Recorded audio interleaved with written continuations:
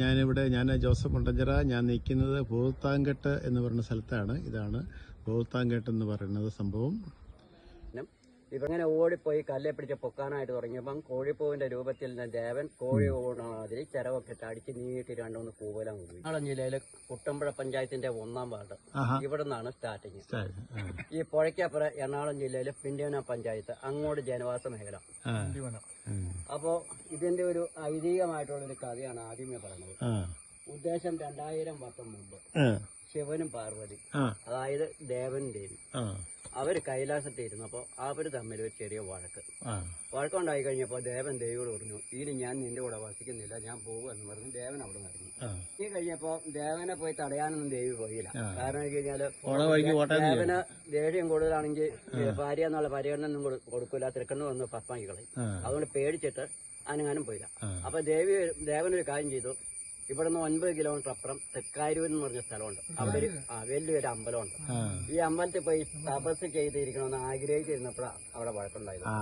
ദേവൻ അപ്പൊ തന്നെ മനസ്സിലാക്കി ഇതിൽ കൂടി ഒരു അവസരം കിട്ടാനില്ല എന്ന് മനസ്സിലാക്കിയതുകൊണ്ട് ദേവൻ ഇവിടുന്ന് അപ്രത്യക്ഷമായി അവിടെ പോയി പ്രത്യക്ഷപ്പെട്ട് തപസ് ചെയ്ത് അവിടെ കൂടി. അങ്ങനെ മാസങ്ങൾ പലത് കഴിഞ്ഞപ്പോഴത്തേനും ഈ കൈലാസത്ത് പൂജയും വഴിപാടൊക്കെ ചെയ്യുമ്പോൾ അതിനൊരു പ്രതിഫലം ഇല്ലാത്ത അവസ്ഥ വന്നു. അപ്പോഴാണ് ദേവിക്ക് മനസ്സിലായത് ദേവൻ ഉണ്ടെങ്കിലാണ് കൈലാസം പൂർണ്ണതയിലുള്ളൂ, അല്ലെങ്കിൽ ശൂന്യതയാണ് മനസ്സിലായി.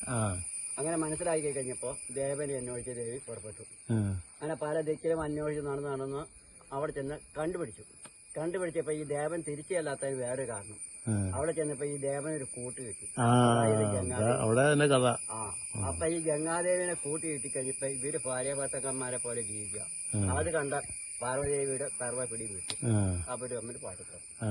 അങ്ങനെ വഴക്കം മൂക്കുവാന്ന് കണ്ടപ്പോഴത്തേനും ദേവൻ ഒരു കാര്യം ചെയ്തു, രണ്ടുപേർക്ക് സപ്പോർട്ട് ചെയ്യാൻ പറ്റൂല്ലോ. അപ്പൊ ദേവൻ ഒരു കാര്യം ചെയ്തു, അവിടെ നിന്ന് നൈസായിട്ട് അങ്ങ് മുങ്ങി. അപ്പൊ ഇവര് തമ്മിൽ അങ്ങനെ തലമുടി കുത്തിനൊക്കെ പിടിച്ച് അടിയും ബഹളമൊക്കെ. അതിന്റെ അകത്തൊക്കെ തോറ്റ് തുന്നം പാടി പാർവതി ദേവി അവിടെ നിന്ന് വിട്ടുപോന്നു കഴിഞ്ഞപ്പോ ആ ദേവിയോട് പറഞ്ഞു, എന്റെ പതിയെ എത്രയും വേഗം ഞാൻ ഇവിടുന്ന് കടത്തിക്കൊണ്ട് പോകുന്നത്. അപ്പൊ ആ ദേവി പറഞ്ഞു, പറ്റുമെങ്കിൽ ദേവി കൊണ്ടുപോക്കണം. അങ്ങനെ വിട്ടു പോന്നിട്ട് നമ്മുടെ ഈ പുഴയുടെ സെന്ററിൽ അത് നാച്ചുറൽ ആയിട്ട് ഒരു പാറയാണ് നടുക്ക് കാണുന്നത്. അവിടെ വന്നിരുന്ന് ദേവി ആലോചിച്ചു എങ്ങനെ ഭഗവാനെ തിരിച്ച് കൈലാസത്തേക്ക് കൊണ്ടുപോകുന്നു. കാര്യം മാസം പിടിച്ചെങ്കിലും അവിടെ വെല്ലുവിളിയൊക്കെ നടത്തിയെങ്കിലും എങ്ങനെ കൊണ്ടുപോകുന്ന ആലോചിച്ചുകൊണ്ടിരിക്കുകയാണ് അവിടെ നിന്ന്. അങ്ങനെ ഞാൻ ആലോചിച്ച് കഴിഞ്ഞപ്പോ 2-3 ദിവസം ഇരുന്ന് ആലോചിച്ച് കഴിഞ്ഞപ്പം ദേവിക്ക് ഒരു പോയിന്റ് കിട്ടിയത്, ഈ പുഴ ഇത്രയും വീതിയിൽ വരുന്നു, നടുക്ക് കൂറ്റം പാറ, അതിനോടനുബന്ധിച്ച് അപ്പറേ ഇപ്പറേം കൂറ്റം കല്ലിട്ട് ചിരയങ്ങ് കിട്ടുക. ചിരയങ്ങ് കെട്ടി കഴിയുമ്പോൾ അതേ ടാങ്കിരിക്കണ അങ്ങോട്ട് മീഡിയം പുഴ ഒഴുകുന്നു. അത് പാനത്തിലെ ഫ്ലഡിൽ ഇരിഞ്ഞ് കിടക്കണം, അല്ലെങ്കിൽ ഒറ്റനാട്ടിൽ പുഴ അങ്ങോട്ട് ഒഴുകുന്നു. അപ്പൊ ഈ വെള്ളം മുഴുവനും ഇഴിച്ച് അങ്ങോട്ട് കയറും. അങ്ങോട്ട് കയറി കഴിയുമ്പോൾ ഈ പിണ്ടിമാനയും കോതങ്ങളും തെക്കാരും എല്ലാം വെള്ളത്തിന്റെ അടിച്ചു. അപ്പൊ ദേവന് ഇരിക്കാൻ പിന്നെ കൈലാസം മാത്രം. അതാണ് അതിന്റെ.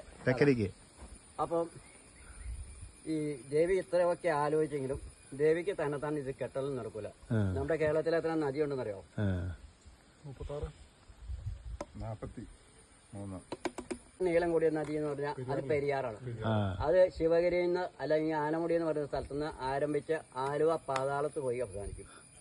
244 കിലോമീറ്ററാണ് നീളം. അപ്പൊ ഇതിന്റെ ഏതാണ്ട് പുഴയുടെ സെന്ററായിട്ട് അവിടെയാണ് ഞാൻ പറഞ്ഞ ഈ നാച്ചുറൽ ആയിട്ടുള്ള പാറ. അപ്പൊ ദേവി ഇങ്ങനെ ആലോചിച്ച് കഴിഞ്ഞപ്പോ ഈ പോയിന്റ് കിട്ടിക്കഴിഞ്ഞപ്പോ ഈ ദേവിക്ക് ഇത് തന്നെത്താൻ കെട്ടൽ നടക്കൂല. പിന്നെ എന്ത് ചെയ്യുമെന്ന് ഇങ്ങനെ ഇരുന്ന് ആലോചിച്ചു 2-3 ദിവസം. അപ്പോഴാണ് ദേവിക്ക് ഒരു പോയിന്റ് കിട്ടിയത്.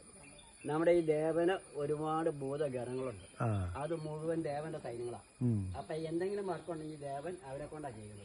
അപ്പൊ ദേവി ഒരു കാര്യം ചെയ്തു, നേരെ വിട്ടു കൈലാസത്തിൽ. അവിടെ ചെന്നിട്ട് ഇവരുടെ തലവനെ വിളിച്ചു പറഞ്ഞു, എല്ലാ ഭൂതങ്ങളെയും വിളിച്ചുകൂട്ടാൻ പറഞ്ഞു. അങ്ങനെ ഈ ഭൂതങ്ങളെ മുഴുവൻ വിളിച്ചു കൂട്ടി കഴിഞ്ഞപ്പോ അവരുടെ അടുത്ത് ദേവി പറഞ്ഞു, ദേവൻ പിണങ്ങിപ്പോയി, നമുക്ക് ദേവനെ തിരിച്ചു കൊണ്ടുവരണം. അതിന് നിങ്ങൾ എനിക്ക് വേണ്ടി പെരിയാറിന് കുറുകെ ഒരു ചിര കെട്ടിക്കൊടുക്കണമെന്ന് ആവശ്യപ്പെട്ട് ഇത് പറഞ്ഞു കഴിഞ്ഞിട്ടും ഒറ്റ എണ്ണ അനങ്ങണമില്ല, ഒന്നുമില്ല, പ്രതികരിക്കണില്ല. അപ്പൊ ദേവി ഇരുന്നിങ്ങനെ ആലോചിച്ചു, ഇതെന്താ ഇവർ മിണ്ടാത്ത അനങ്ങാത്തെന്ന് ആലോചിച്ച് കഴിഞ്ഞപ്പോ എന്താ സംഭവം എന്നറിയാമോ? ഇവർക്ക് ദേവനെ പേടിയാ. ദേഷ്യം വന്നാൽ ഇവരെയും അപ്പൊ പേടിച്ചിട്ടാണ് ഇത് നിങ്ങൾ അനങ്ങാതെ ഇരിക്കുന്നത്. അപ്പൊ ദേവി പറഞ്ഞു, നിങ്ങൾ പേടിക്കണ്ട, എനിക്ക് വേണ്ടി ഒരു ദിവസം പണിതായി പിന്നെ പണിയുണ്ടാന്ന് പറഞ്ഞു. അങ്ങനെ പറഞ്ഞു കഴിഞ്ഞപ്പോ ഇവർക്ക് പണിയാൻ തയ്യാറായി. പക്ഷെ ഇവർക്കൊക്കെ രാത്രി മാത്രമേ ശക്തിയുള്ളൂ, പകല് ശക്തി ക്ഷയിച്ചു. അങ്ങനെ എഗ്രിമെന്റ് വെച്ചൊരു പണിയാണ് ഫസ്റ്റിലെ വെച്ച കല്ലാന്ന് പറഞ്ഞാൽ ഈ ഇരിക്കുന്ന കല്ല് നമ്മളിരിക്കുന്നതിന്റെ ഈ ബാക്കിലേക്ക് ഓ അത് മുതൽ ഇങ്ങനെ കെട്ടി വെച്ചിട്ട് അങ്ങേറ്റത്തെ പാറയിൽ ആൾക്കാർ പോകണമെങ്കിൽ അവിടെ ചേച്ചി ചേച്ചി പണിത്ത് വെച്ചോ അവിടെ മല ഇതെങ്ങ് മുട്ടിച്ചങ്ങ് വെച്ചു. അത്രയും വീതിയില്ല മുട്ടിച്ചങ്ങോട്ട് വെച്ച് കഴിഞ്ഞപ്പോഴത്തേനും പിന്നെ ഇതിന്റെ പുഴയ്ക്ക് അപ്പുറം കയറിയിട്ട് അവിടെ നിന്ന് ഇങ്ങോട്ട് കെട്ടി പോകും. അവിടെ നിന്ന് ഇങ്ങോട്ട് കെട്ടി വന്നിട്ട് അവിടെ ഒരു 30 മീറ്റർ സ്ഥലം കൊണ്ട് പൂർത്തീകരിക്കാനായിട്ട് അപ്പോഴത്തേനും ഈ ഭാഗത്തുണ്ടാകുന്ന കല്ലുകൾ മുഴുവൻ തീർന്നു. അപ്പൊ ഈ കല്ലുകൾ തീർന്നു കഴിയുമ്പോഴത്തേനും ഇവർക്ക് മുഴുത്ത 12 കല്ല് കിട്ടിയാലോ ഇത് പൂർത്തീകരിക്കാവുള്ളൂ. അപ്പറേ ആ കാട് പിടിച്ച് കിടക്കുന്നത് അത് ഒരു വ്യക്തിയുടെ സ്ഥലമാണ്. 1200 ഏക്കർ ഈ കോതമംഗലം ഒരു ടീമിന്റെ ആകും. ഇവിടെ മാത്രമേ ഈ വനോടും വായിക്കും മുഴുവനും റബ്ബർത്തോട്ടം ഇത് പുഴയർമ്പായതുകൊണ്ട് ഈ വേറെ അലവരാജി മരങ്ങളൊക്കെ ചെയ്യുന്നത്. അപ്പൊ അവിടെ അതിന്റെ മേടില് ഒരുപാട് മുഴുത്ത ഒറ്റ കല്ലുകൾ കിടപ്പുണ്ട്. ഈ പൂതത്തന്മാര് അവിടെ പോയി 12 കല്ല് ചുവന്നു കൊണ്ടുവന്ന് ഈ പുഴയുടെ അപ്പുറം അടുക്കി വെച്ചിട്ടുണ്ട്. ആ കല്ല് അവിടെ അടുക്കി വെച്ചതെന്ന് പറഞ്ഞാൽ 18ലും 19ലും ഒക്കെയാണ് നിങ്ങൾ വന്നെങ്കിൽ ഇവിടെ നിന്ന് നോക്കുമ്പോൾ ആ 12 കല്ലും നമുക്ക് അവിടെ കാണാമായിരുന്നു.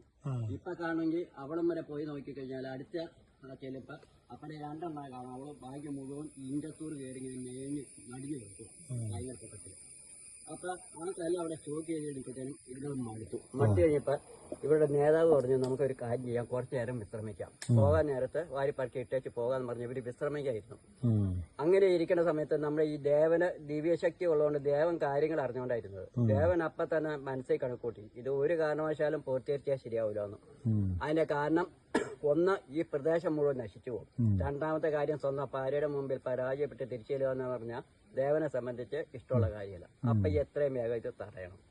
അപ്പൊ ദേവൻ ഒരു കാര്യം ചെയ്തു. അവർക്കൊക്കെ എന്ന് പറഞ്ഞാൽ ഏത് രൂപത്തിൽ മാറണമെന്ന് അവിടെ മനസ്സിൽ വിചാരിച്ചാൽ മതി. ദേവൻ നല്ല അഴകുള്ളൊരു മുഴുത്ത കോഴിപ്പൂവിന്റെ രൂപം എടുത്തിട്ട് പറന്ന് വന്ന് പച്ചിലവരി എടുക്കാൻ പറ്റിയാണ് കല്ലിന്റെ മേൽ വന്ന് പതിഞ്ഞ വഴി അവിടെ ഇരുന്ന് സൈറ്റൊക്കെ നോക്കി കുറച്ചേരം ഇരുന്ന് കഴിഞ്ഞപ്പോഴത്തേനും ഇവരുടെ നേതാവ് പറഞ്ഞു നമുക്ക് പണി തീർക്കാന്ന് പറഞ്ഞു. അങ്ങനെ ഓടിപ്പോയി കല്ലെ പിടിച്ച് പൊക്കാനായിട്ട് തുടങ്ങിയപ്പം കോഴിപ്പൂവിന്റെ രൂപത്തിൽ നിന്ന് ദേവൻ കോഴി ഓണാതിരി ചിരവൊക്കെ ഇട്ട് അടിച്ച് നീട്ടി 2-3 കൂവലാൻ കൂവി.